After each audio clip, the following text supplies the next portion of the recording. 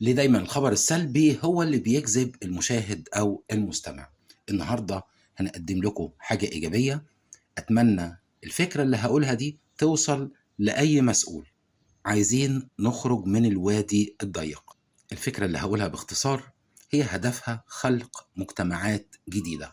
كلنا عارفين التعليم الفني فيه أقسام كتيرة جدا، زراعي، صناعي، بالإضافة لكليات الزراعة. ماذا لو طرح مشروع خريج لكل دارس في مراحل التعليم الزراعي والصناعي وكليات الزراعة؟ باختصار، ليه ما يكونش فيه مشروع تخرج في مراحل التعليم الفني والزراعي والصناعي، وطبعا معاها كليات الزراعة؟ المشروع ده احنا هنسميه مشروع خريج. هيقدر الخريج يمتلك فدان أرض يقوم باستصلاحه. طبعا المشروع ممكن يعمله لوحده حسب الإمكانيات أو مجموعة طلبة مع بعض. بيكون الشغل على المشروع ده من السنة الأولى في الدراسة، سواء بيدرس تعليم ثانوي، زراعي، صناعي، فني، كلية من كليات الزراعة. يقدم ليه الدعم الحكومي أو قطاع خاص أو إمكانيات شخصية للدارس. هدف المشروع إقامة مجتمعات جديدة وتوسيع الحيز الضيق